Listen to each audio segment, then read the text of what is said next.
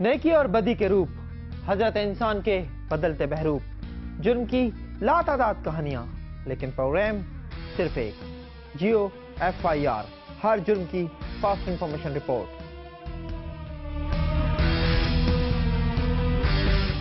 कराची में 2 अफराद के अगवा की अजीब ही वारदात हुई है।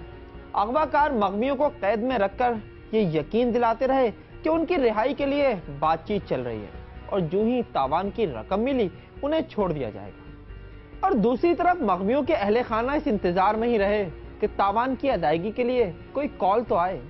1 माह के बाद एक मगवी अगवाकारों की कैद से फरार होकर घर आ गया है, लेकिन जुबान खोलने को तैयार नहीं है और उसकी जुबान बंदी दूसरे मगवी के अहले खाना के लिए एक मुस्तकिल अजाब और पुलिस के लिए एक चैलेंज बनी हुई है।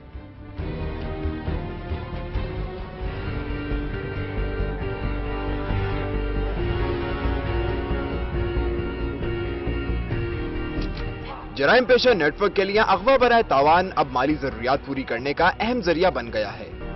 जनवरी में औरंगी टाउन कराची के कोरियन अस्पताल की वैन को रोककर 2 अफराद को अगवा किया गया तो इब्तिदाई तौर पर यही समझा गया कि अस्पताल में खिदमत अंजाम देने वाले कोरियन बाशिंदे अगवा हुए हैं। तहम कुछ देर बाद तस्दीक हो गई कि मसीही बिरादरी से ताल्लुक रखने वाले मगवियों का नाम आइजक साइमन और इंद्रियास जावेद है और वो पाकिस्तानी शहरी हैं।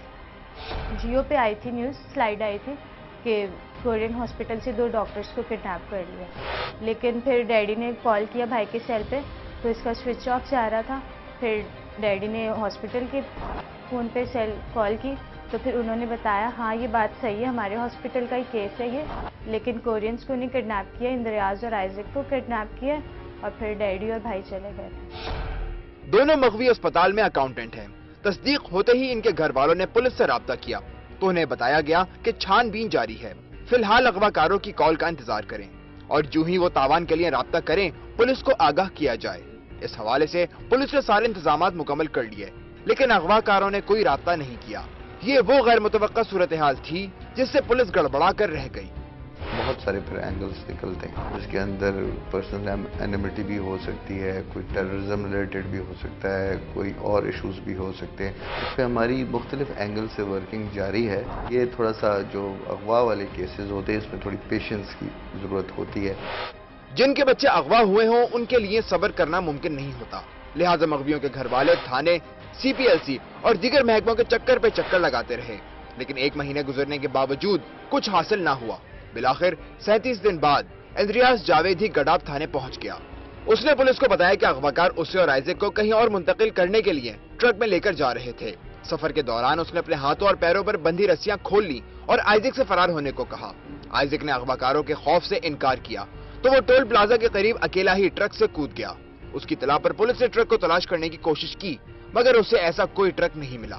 इंद्रियास जब आया था तो उसकी पोजीशन बिल्कुल ऐसी थी, शेप बड़ी हुई थी, कपड़े खराब थे, तो वो हमें यही कहता है कि जब मैं किडनैपर से रिक्वेस्ट करता था कि मुझे आप रिलीज कर दें या कोई मसला है तो मुझे बताएं, तो वो उनको ये कहते थे कि हम तुम्हारे पेरेंट्स से राब्ते में हैं, लेकिन उनके पेरेंट्स प्लस हॉस्पिटल का स्टाफ उनसे जब भी हमारा राब्ता हुआ है तो उनका यही कहना है कि हमें रैंसम के हवाले से किसी किस्म की कोई कॉल नहीं आई है।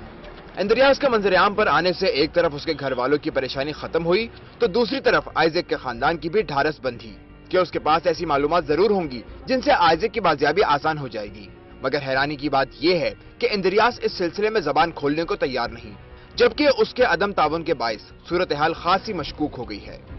उसने बताया कि मैंने ट्रक से जंप की है, कुछ और बातें उनके साथ पुलिस वालों के साथ करने लग गया तो फिर वो कहते हैं कि ये झूठ बोलते हैं, इसने जंप नहीं की, ये किसी और तरीके से आया। हम तो अब भी उसके लिए दुआ करते हैं खुदावन तो उसको तैयार करके वो सच बोले।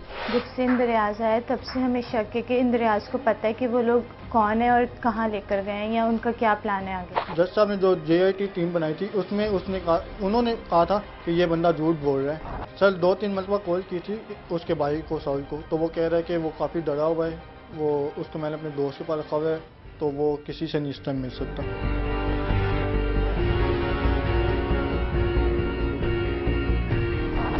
आइजक को गायब हुए 11 महीने हो चुके हैं। इसे इंद्रियास का अदम तावन भी कहा जा सकता है और पुलिस की अदम कारकर्दगी भी। वजह कुछ भी हो, ताहम आइजक का खानदान इस सूरत हाल से खासा मायूस है, जबकि ये उनकी जिंदगी का पहला क्रिसमस था जिसे उन्होंने रोते हुए गुजारा। GOFIR के लिए कैमरामैन अली सज्जाद के साथ जीशान शाह, कराची।